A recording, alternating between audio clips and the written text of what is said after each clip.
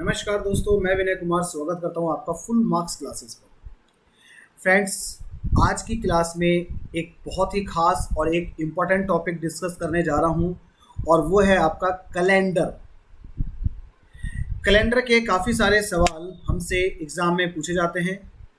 यदि हम previous year की बात करें तो प्रीवियस ईयर में काफ़ी सारे क्वेश्चंस पूछे गए हैं। दोस्तों थोड़ा सा समय दीजिए, 1 second.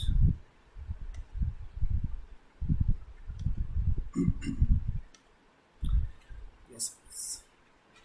Everything's fine.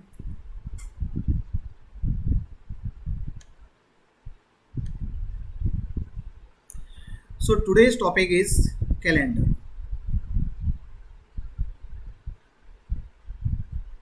Very important topic. और ये टॉपिक समझने के लिए हमें कुछ बेसिक्स इसके पकड़ने पड़ेंगे। यदि बेसिक्स हमने पकड़ लिए तो फिर ये टॉपिक आसान है। बेसिक्स हम यदि नहीं पकड़ते और random hit and trial method से जाते हैं तो फ्रेंड्स आप कहीं ना कहीं फंस जाएंगे और आपका आंसर भी टाइम टेकिंग होगा और गलत भी होगा।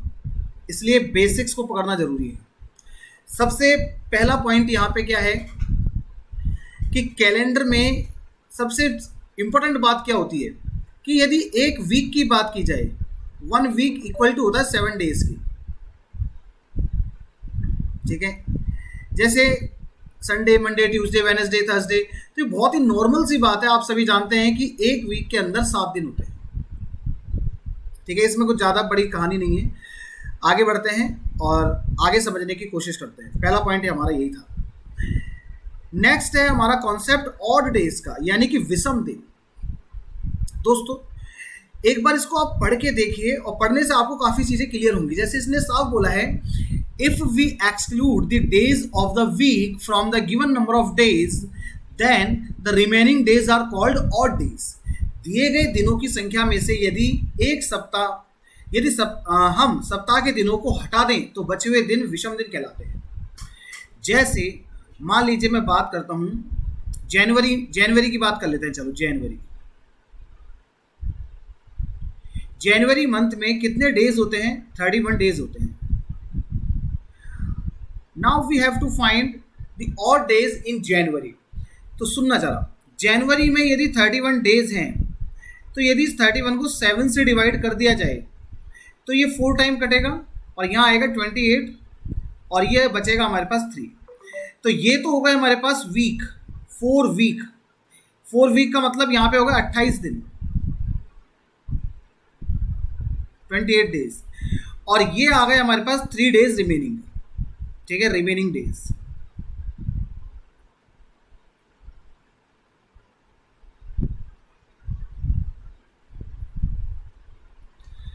मतलब जितने भी दिन आपको दिए जा रहे हैं उनमें यदि हम 7 का डिवाइड कर दें तो लास्ट में जो हमारे पास रिमेनिंग होता है वही होते हैं हमारे ऑड डेज, यानी कि विषम दिन।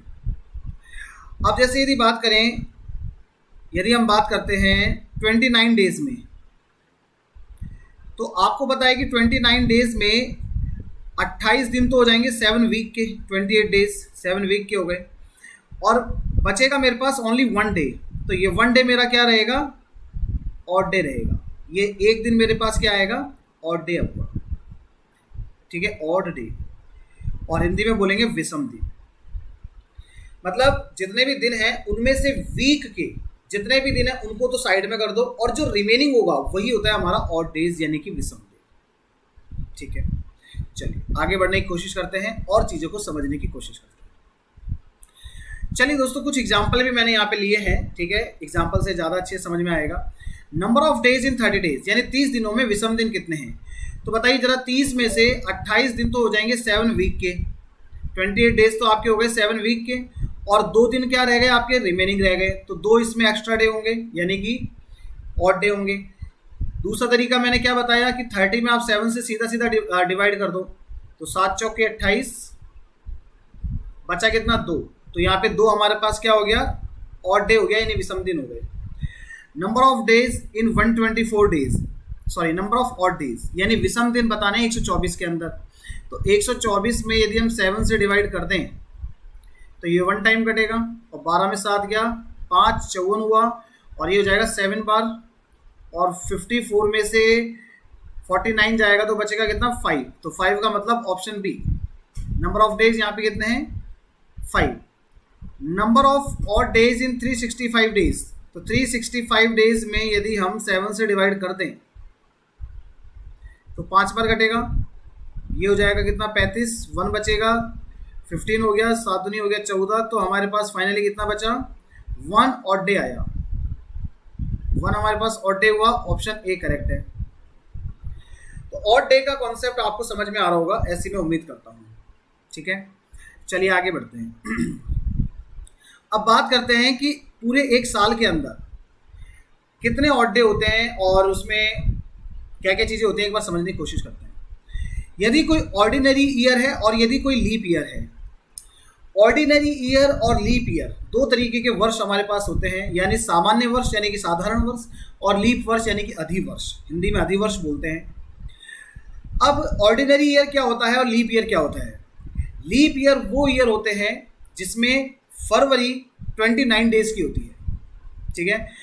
अब यहाँ पे एक चीज़ समझने की कोशिश करना कि ऑर्डिनरी ईयर यानी कि सामान्य वर्ष, सामान्य वर्ष में दिन होते हैं 365, 365 डेज, और यहाँ पे नंबर ऑफ ऑड डेज की बात करें तो 1 होगा और फरवरी होगी इसमें 28 दिनों की। सिंपल सा कॉन्सेप्ट। एक पॉइंट इसमें और आप ऐड कर सकते हैं कि एक सामान्य वर्ष के अंदर 52 वीक्स होते हैं। कितने वीक्स होते हैं? 52 वीक्स। और एक लीप ईयर में भी आपके पास 52 सप्ताह होते हैं, यानी 52 वीक्स होते हैं। अब यदि 52 का मल्टीप्लाई हम 7 से कर दें तो दिन होते हैं 364, 364 डेज। लेकिन एक साधारण वर्ष में दिन तो 365 होते हैं। इसका मतलब एक दिन हमारा क्या होता है? ऑड डे होता है। एक दिन हमारा क्या रहेगा? ऑड डे रहेगा। और यहाँ पे देखा जाए तो 52 का मल्टीप्लाई यदि 7 से करेंगे तो ये आएगा 364। और एक लीप ईयर में दिन होते हैं 366। 366 के होते हैं क्योंकि साधारण वर्ष में फरवरी 28 दिनों की होती है, लेकिन एक लीप वर्ष में फरवरी 366 दिनों की होती है, ठीक है। सॉरी, एक लीप वर्ष में टोटल 366 दिन होते हैं और फरवरी 29 डेज की होती है, फेब 29 डेज की होती है, ठीक है। तो यहाँ पे मल्टीप्लाई करेंगे 364। अब यहाँ पे दिन होते हैं 366। इसका मतलब ऑड डे, ऑड डेज यहाँ पे कितने आ जाएंगे मेरे पास? ऑड डे आ जाएंगे यहाँ पे 2, ठीक है। Number of days, number of odd days यहाँ पे कितने हैं? 2। और total number of days in a leap year is 366 and total number of days in a ordinary year 365। अब 2008 एक लीप ईयर होगा और 2011 एक साधारण वर्ष होगा। ऐसा क्यों होता है उसके बारे में आगे बात करेंगे। इतनी सी कहानी क्लियर है, ठीक है। इनके नोट्स बना लेना अच्छे से, मैंने हाईलाइट भी कर रखे हैं सारे इंपॉर्टेंट पॉइंट्स जो हैं। अब बढ़ते हैं आगे की तरफ और देखते हैं नेक्स्ट हमारे पास क्या है। अब दोस्तों नेक्स्ट है हमारे पास लीप ईयर यानी अधिवर्ष किसको कहते हैं। इससे पहले काम करते हैं कि कुछ प्रैक्टिस कर लेते हैं, कुछ क्वेश्चंस हम प्रैक्टिस कर लेते हैं ताकि चीज़ें हमें एकदम क्लियर रहें। दोस्तों इफ आई से यदि मैं कहता हूं कि 5 मार्च 2019 को मंडे था, अब आपको बताना है 10 जून 2019 को कौन सा डे होगा। 5 मार्च 2019 को मंडे है तो 10 जून 2019 को कौन सा डे होगा ये आपको बताना है। तो फाइनली हमें क्या करना है? Number of odd days count करने हैं, नंबर ऑफ ऑड डेज। तो मार्च से लेकर के जून तक जाना है। तो चलिए फिर एक बार लिख लेते हैं, मार्च प्लस अप्रैल प्लस मई प्लस जून। अब देखो एक बात का ध्यान रखना, जहां से आप स्टार्टिंग करते हैं उस दिन को आपको छोड़ना पड़ेगा, यानी उसके उस दिन तक के जितने भी दिन हैं आपको छोड़ने पड़ेंगे। और जहां तक हमें जाना है उतने दिन हमें शामिल करने चाहिए। जैसे मार्च में मैं 5 मार्च से स्टार्टिंग कर रहा हूं, तो मार्च में दिन होते हैं 31, और मैंने कहा कि 5 दिन आपको छोड़ने पड़ेंगे, 5 दिन छोड़ने पड़ेंगे। तो 31 में से 5 दिन छोड़े तो कितने रह गए? 26 दिन रह गए। ठीक है, 26 प्लस अप्रैल में होते हैं 30 दिन, मई में कितने दिन होते हैं? मई में होते हैं 31 दिन, और जून में कितने दिन होते हैं? जून में होते हैं 30। लेकिन हमें जाना कहाँ तक है? हमें तो 10 जून तक ही जाना है।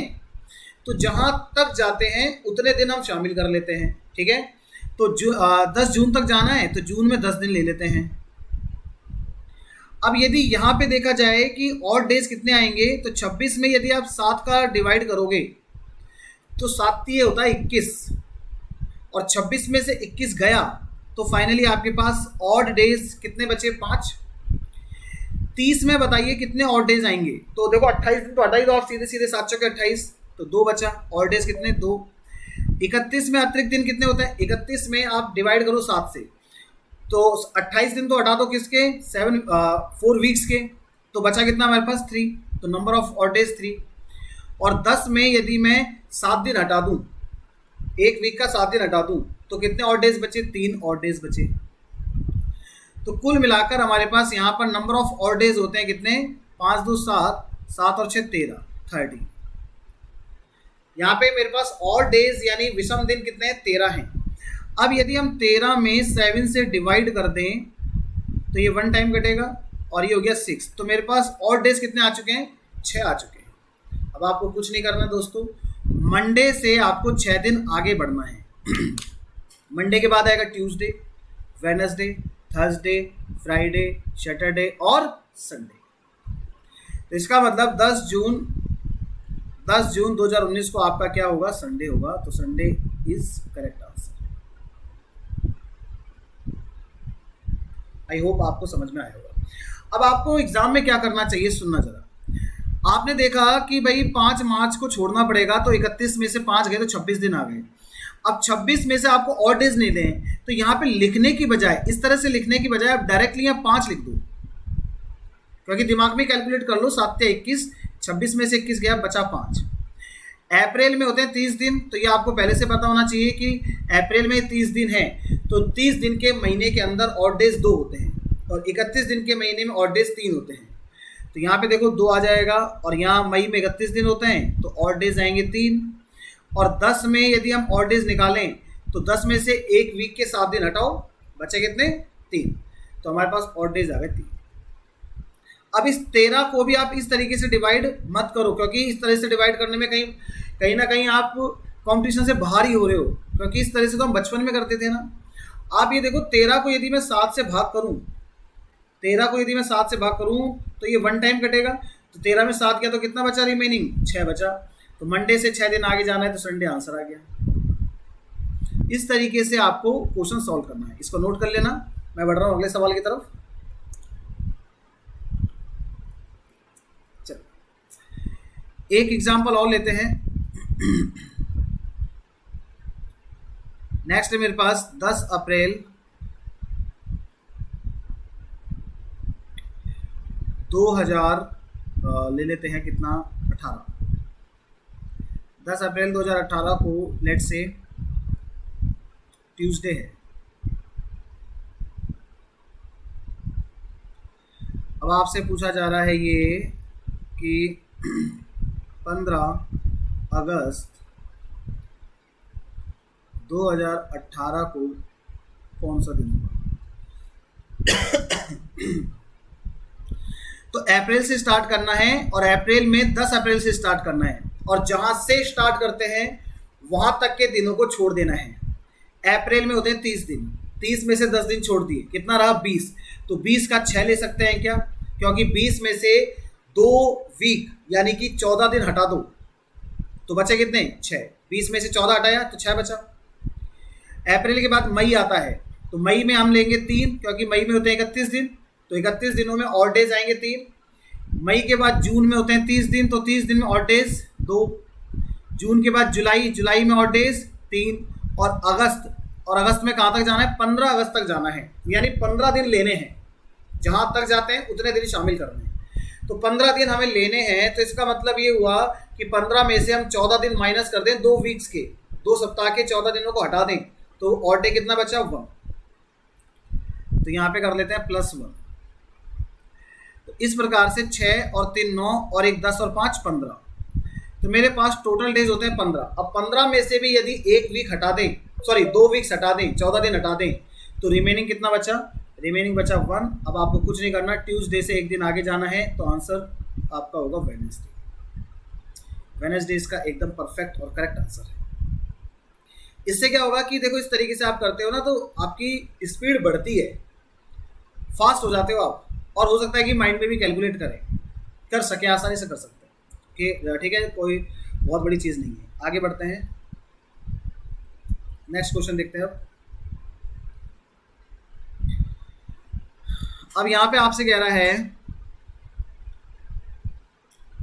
15 अक्टूबर 2017 को है आपका वेडनेसडे, बुधवार। आपको बताना है 5 जुलाई 2017 को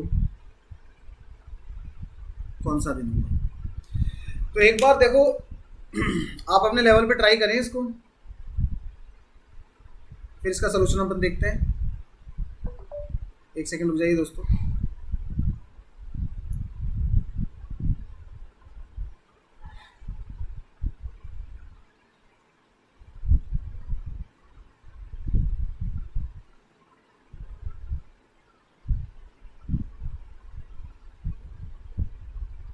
चलिए, अब यहाँ पे कहीं ना कहीं आप आके फंस चुके हैं, बिकॉज अभी तक तो कहानी सीधी सीधी चल रही थी, यानी प्रीवियस का देकर के नेक्स्ट पूछा था, नेक्स्ट मंथ में पूछा था कि क्या होगा। अब इसने क्या करा, आगे का देकर के प्रीवियस का पूछ लिया, तो यहाँ पे फंस गए।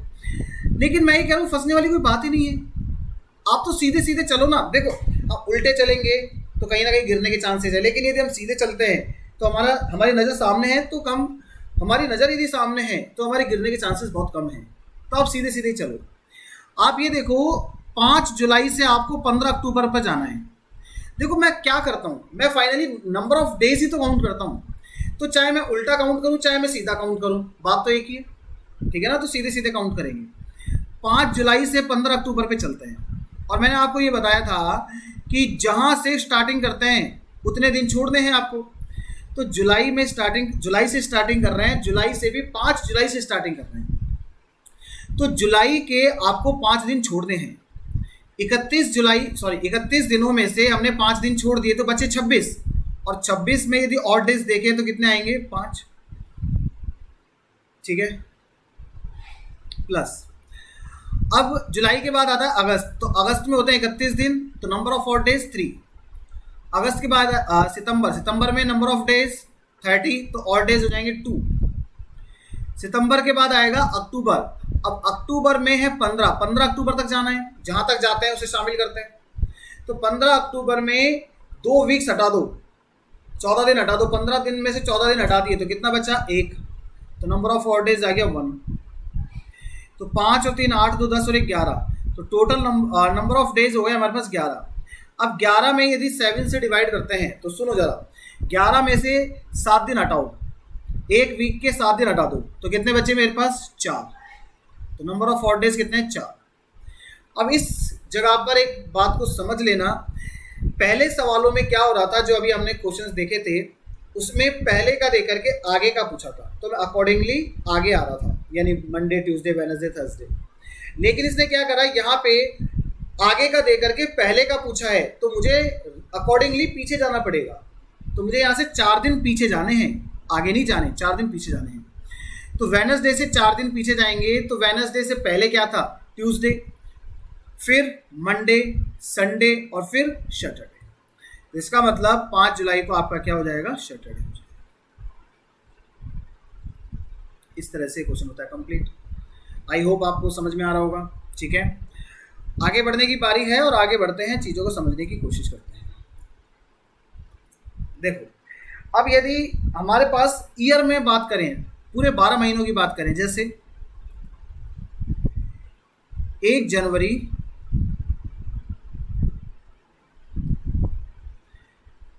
2021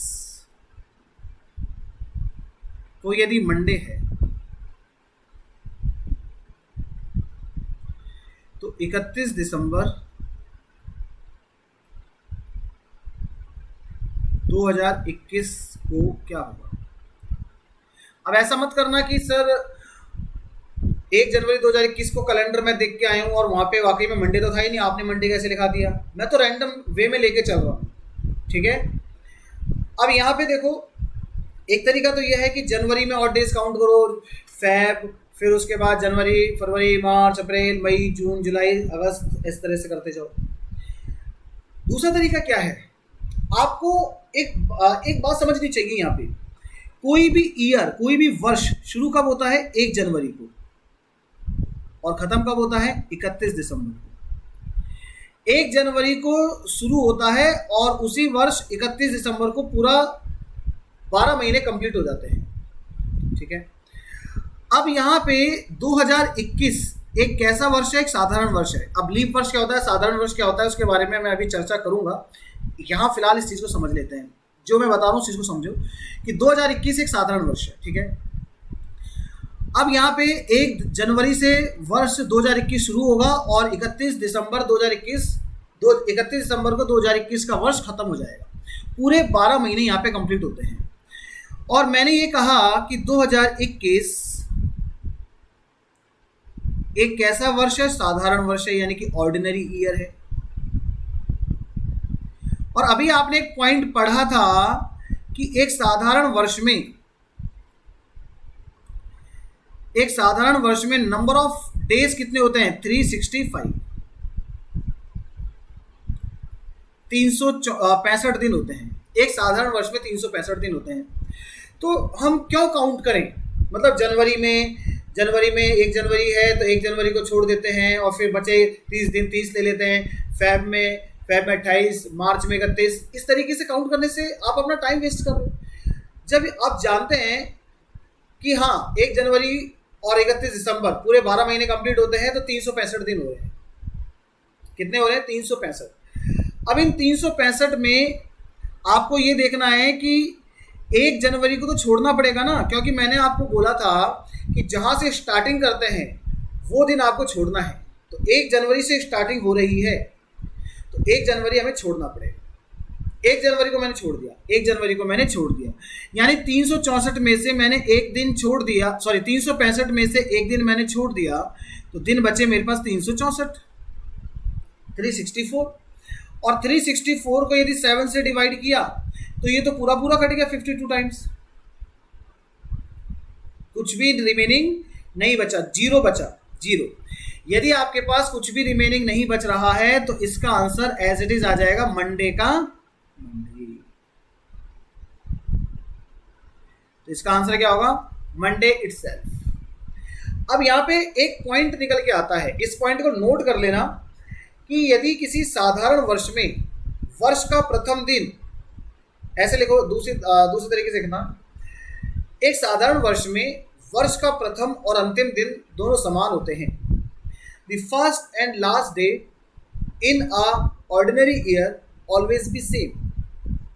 तो फर्स्ट डे आपका 1 जनवरी है और लास्ट डे आपका 31 दिसंबर है। 1 जनवरी मंडे है तो 31 दिसंबर भी आपका मंडे होगा, और इतनी सारी कैलकुलेशन करने की भी जरूरत आपको नहीं होगी। आपको जस्ट पता होना चाहिए कि एक साधारण वर्ष में कितने दिन होते हैं। एक साधारण वर्ष में 1 जनवरी को यदि मंडे है तो 31 दिसंबर को भी क्या होगा, मंडे ही होगा।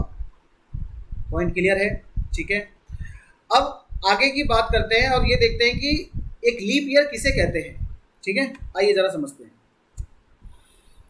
एक लीप ईयर यानी कि अधिवर्ष क्या होता है।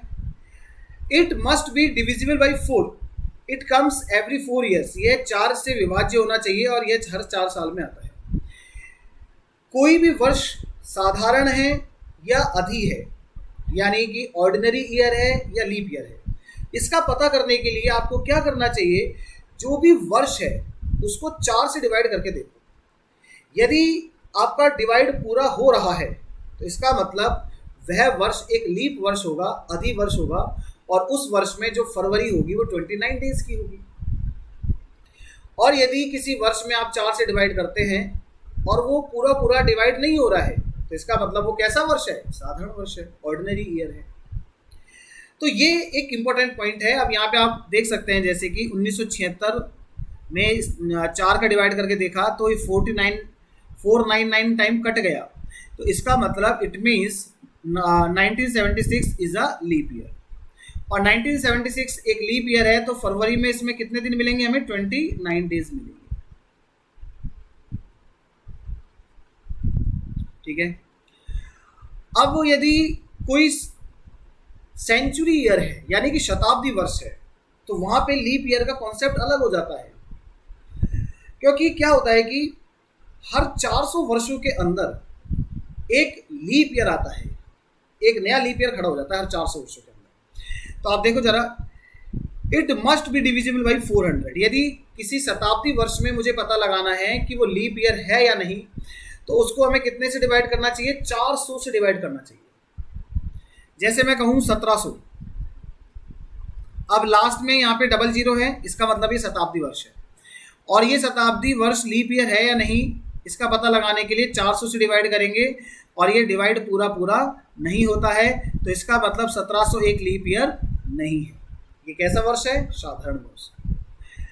अब जैसे 2000 में 400 से डिवाइड करते हैं, लास्ट में 00 आ रही है ना, तो इसका मतलब ये शताब्दी वर्ष है। 400 से डिवाइड किया, पूरा पूरा कट गया, तो इसका मतलब सन 2000 एक कैसा वर्ष था? एक लीप वर्ष था, और सन 2000 में फरवरी में कितने दिन थे? 29 डेज थे। ठीक है, आगे बढ़ने की बारी है और देखते हैं नेक्स्ट। अब जैसे क्वेश्चन मैं आपको देता हूं, यहाँ पे क्वेश्चन है मेरे पास, विच ऑफ द फॉलोइंग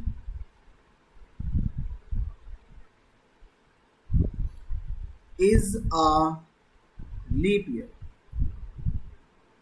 आपके एसएससी, जीडी, ठीक है, कांस्टेबल के जो छोटे छोटे से एग्जाम होते हैं ना, उनमें तो यही सवाल पूछ लेता है। ठीक है, निम्न में से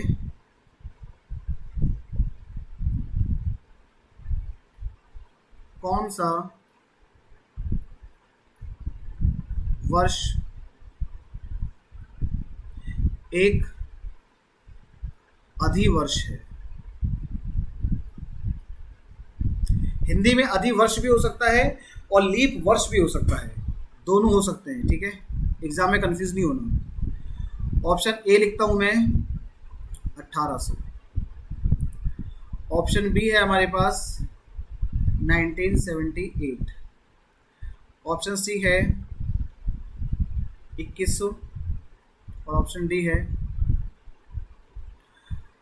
2016। अब आपको पता है कि 1800 एक शताब्दी वर्ष है, तो ये लीप ईयर है या नहीं इसका पता लगाने के लिए 400 से डिवाइड करना पड़ेगा। ये भाग पूरा पूरा नहीं जाता, तो इसका मतलब 1800 लीप ईयर नहीं है। 1978 लीप ईयर का पता लगाने के लिए 4 से डिवाइड नहीं जा रहा। 2100 शताब्दी वर्ष है, सेंचुरी ईयर है, लीप ईयर का पता लगाने के लिए 400 से डिवाइड नहीं जाता। लेकिन 2016 में यदि हम 4 का डिवाइड करते हैं तो ये डिवाइड पूरा पूरा जाता है, तो इसका मतलब ऑप्शन डी मेरा सही आंसर होगा। ओके दोस्तों, तो ऐसे सवाल आपसे पूछे जा सकते हैं। ठीक है, अब यहाँ पे एक क्वेश्चन जो मैंने अभी आपके साथ डिस्कस किया था, एक बार उसको वापस देखते हैं। अब सवाल मेरा ये था कि यदि किसी वर्ष में जैसे 1 जनवरी 2020 को मंडे था,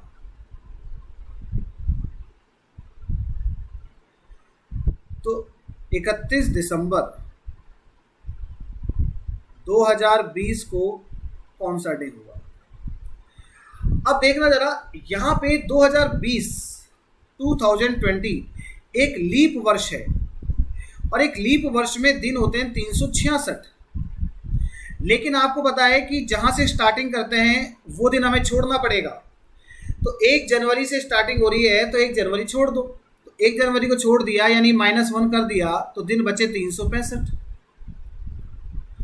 और आप जानते हो कि 365 में से 52 तो होते हैं वीक्स, यानी कि 52 वीक्स के कितने दिन हो गए? 364 दिन तो इसी के हो गए। तो फाइनली मेरे पास ऑड डे कितना आया? ऑड डे आया यहाँ पे 1। एक यहाँ पे मेरे पास क्या है? ऑड है, यानी कि विषम दिन है। तो आपको क्या करना पड़ेगा? मंडे से एक दिन आगे बढ़ना होगा। मंडे से एक दिन आगे बढ़ेंगे तो आंसर आ जाएगा ट्यूसडे। ठीक है जी। अब यहाँ पे समझना जरा, जैसे एक साधारण वर्ष था, तो साधारण वर्ष में तो क्या हो रहा था कि वर्ष का प्रथम और अंतिम दिन दोनों सेम आ रहे थे। लेकिन यदि एक लीप वर्ष है तो लीप वर्ष के अंदर क्या होता है कि वर्ष का जो लास्ट डे होगा, ईयर का जो लास्ट डे होगा, वो पहले दिन से एक दिन आगे का होगा।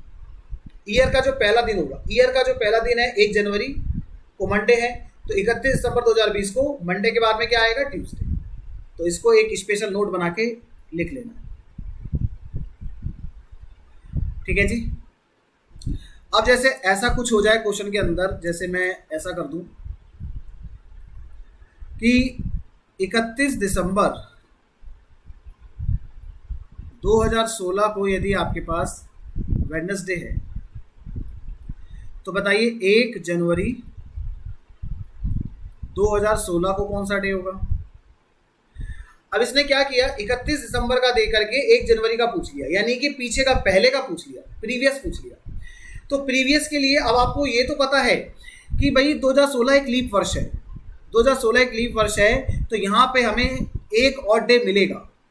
तो आपको क्या करना है? वेडनेसडे से एक दिन पीछे जाना है, क्योंकि 1 जनवरी का यानी पहले का पूछा है, तो अकॉर्डिंगली पहले ही जाएंगे, यानी पीछे ही जाएंगे। तो वेडनेसडे से एक दिन पीछे जाएंगे तो आंसर आ गया Tuesday. Tuesday is the correct answer. देखो कितना सिंपल लग रहा है ना। आप आगे बढ़ते हैं, नेक्स्ट क्वेश्चन को देखने की और समझने की कोशिश करते हैं। चलिए दोस्तों, यदि क्वेश्चन इस तरह से आ जाए कि 1 जनवरी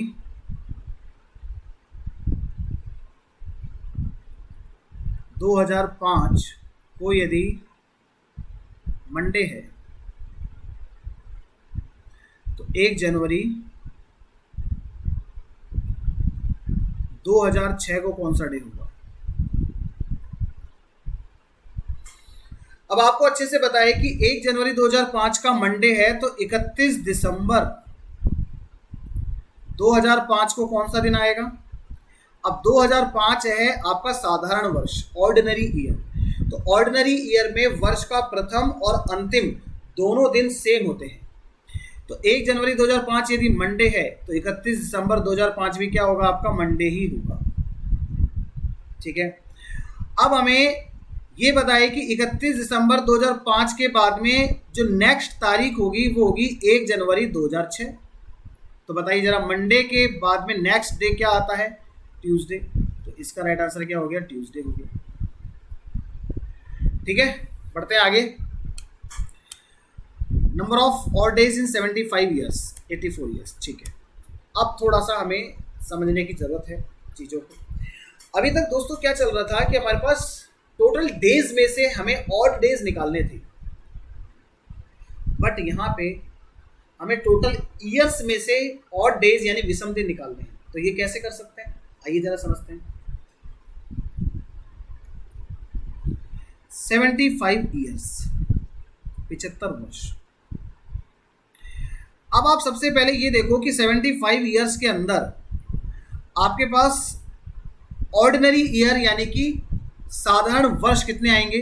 75 में यदि मैं सबसे पहले देखूं कि लीप ईयर कितने हैं, तो 75 को 4 से डिवाइड कर लेते हैं। तो ये कितनी बार कट रहा है? 7 1 जा 7, सॉरी 4 1 जा 4। ठीक है, तो 3 बचा 35। तो ये आ जाएगा आपके पास कितना? 4 7 28, 4 8 32, 18। इसका मतलब आपके पास लीप ईयर, सॉरी आपके पास लीप ईयर कितने आएंगे? 18। तो बताइए यदि 75 में से 18 लीप वर्ष हैं तो ऑर्डिनरी ईयर कितने होंगे?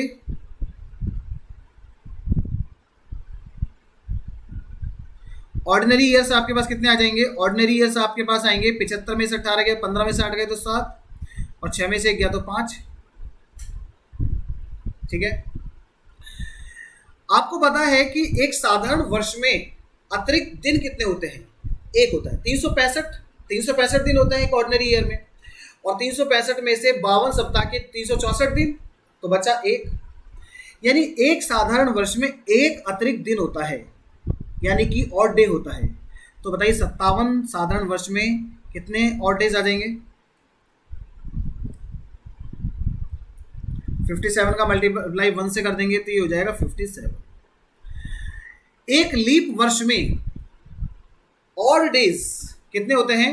2 होते हैं। कैसे भाई? एक साधारण वर्ष में, एक लीप वर्ष में 366 दिन होते हैं, जिसमें से 364, 52 सप्ताह के 364 हटा दो तो कितने बचे? 2 एक्स्ट्रा डे। तो यहाँ पे लीप ईयर में, टोटल लीप ईयर है मेरे पास 18। एक लीप वर्ष में 2 एक्स्ट्रा डे होते हैं, 2 ऑड डेज होते हैं, तो 18 में कितने हो जाएंगे? 36 हो जाएंगे क्या? इस प्रकार से मेरे पास टोटल ऑड डेज कितने आ गए? टोटल ऑड डेज 57 प्लस 36, 7 और 6 13, कैरी 1, 5 और 3 8 और 1 9, 93। टोटल ऑड डेज है मेरे पास 93। ठीक है, अब 93 में से यदि हम 7 से डिवाइड कर दें, इसको यदि हम 7 से डिवाइड कर दें तो 7 1 जा 7, 2 बचा 23 हुआ, और 7 3 जा 21। तो मेरे पास ऑड डेज कितने आ चुके हैं? फाइनली ऑड डेज आ चुके हैं मेरे पास 2। तो 2 का मतलब ऑप्शन बी इसका करेक्ट आंसर। इस तरीके से इसको हम करेंगे दोस्तों। तो आई होप अब इससे रिलेटेड जो क्वेश्चंस हैं वो हम देखते हैं हमारे नेक्स्ट क्लास में, और मैं उम्मीद करता हूँ दोस्तों कि आपको चीज़ें बहुत बेहतरीन लगी होंगी, अच्छी लगी होंगी, समझ में भी आई होंगी। तो आज के लिए करते हैं इतना ही। Thank you so much. अब हम मिलेंगे हमारी नेक्स्ट क्लास में। तब तक अपना ध्यान रखिए, सुरक्षित रहिए, हंसते रहिए, मुस्कुराते रहिए और पढ़ते रहिए। Thank you, bye bye, take care.